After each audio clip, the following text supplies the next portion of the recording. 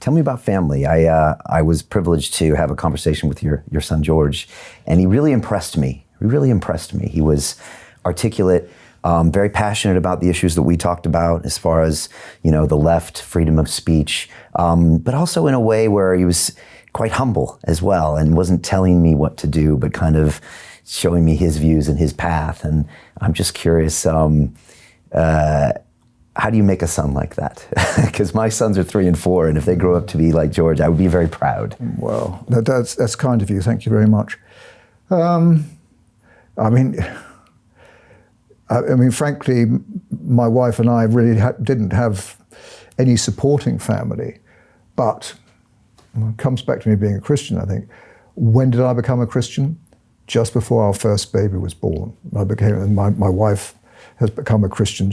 I was praying, Lord, help us to be a team for you, and we are, and that's super. So there's been that Christian family influence. So the church, we went to summer schools together, which George loved. Great. We had a lovely country estate in Sussex we used to go to for a week, and used to have, a summer school, but the kids, there was lakes there and, woods and everything else. They had a wonderful time, and it was safe. And, it's just bringing him up in the Lord and praying with him and with all my children. Talking about things. I think one of the big areas I've always done, my wife's sometimes got a bit annoyed with me at the supper table, is having a conversation like we're having, and maybe, having a bit of an argument where somebody's disagreeing with me and I'm disagreeing with them, but at least you're having that debate, and that sort of stimulates the brain cells, and I think that's great. And just, the Christian influence of love, forgiveness, recognition of when people need help, it's all those sorts of family values, committed relationships. It is the commitment in the good times and bad. What's the marriage service says? Rich or poor, sick or well, good times and bad, and it's that commitment and that knowledge that somebody's there, even in a bad time, Did he always embrace religion? Because a lot of children might reject it if their father was so passionate about religion. Who, did George? George, yeah. No, I think he went through, particularly university and those sort of things, I think he probably went through a period where questioning, I think I would hope all children would. Yeah. I'm certainly not trying to indoctrinate. I'm just, it's my faith, it's what I live by, and I would say that, every child needs to examine the world, but they also need to be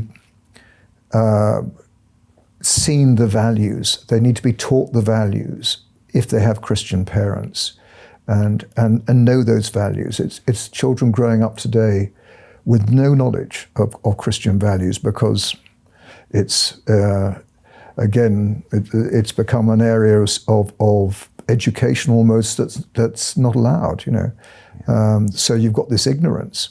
In fact, I was hearing somebody in our Bible study group was this lady who's very much involved in things. She's quite a young Christian, but she's quite a lady almost of my age. And she said she was doing some flowers in the church, and these 2 young men ran into the church. It was on Saturday. It was only a small church near where we live. She was doing the flowers, and they ran in. There was sort of university types, quite well known, and they said to her, "Can you tell us about Christianity? So what is it that you do here? We just want to know." And I'm cutting a long story short, but what she came away with was that they didn't know, but they recognized there was something there which was counter to what they were experiencing out there in the culture of this sort of individualism and the me and my rights and everything else, that there was something else, and they wanted to know about it. And I thought, well, that's interesting. Yeah. Interesting. Craving it or looking for it. Yeah. That's right.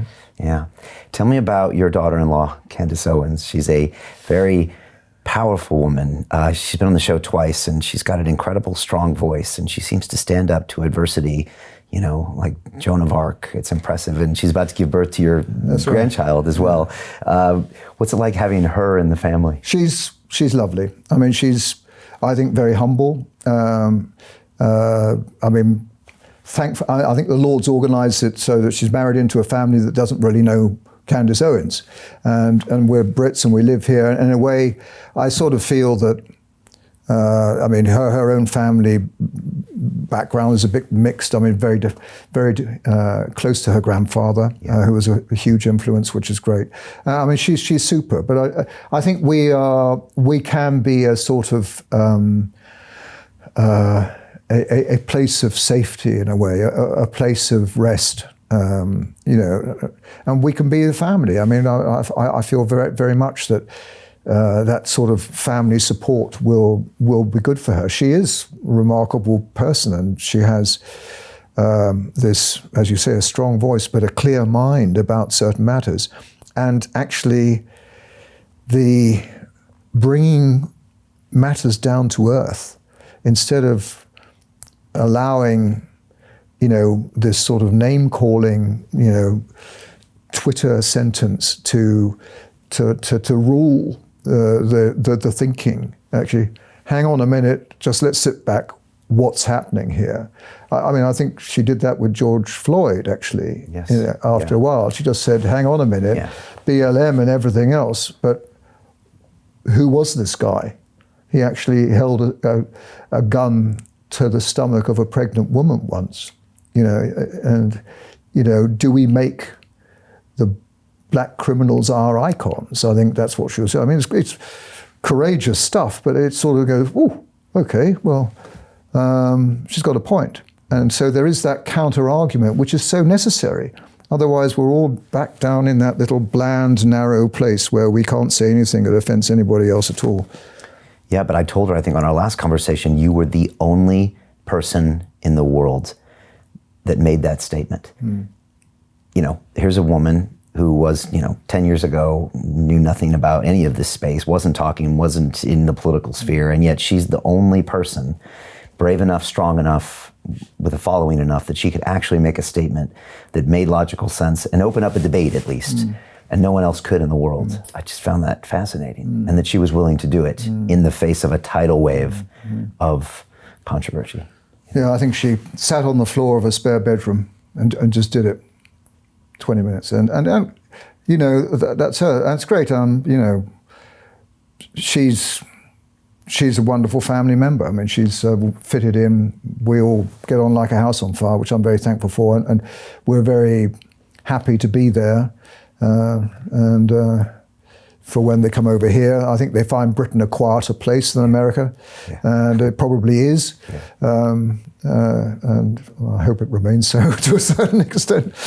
But anyway, no, she's good. It's almost uncanny how aligned your values are between her family and your family, and the religious aspect and all of that. It is kind of uncanny. You know? Well, George and she, I think, you know, their eyes met across a crowded room, and there wasn't much anybody could do about it. But thereafter, it just happened.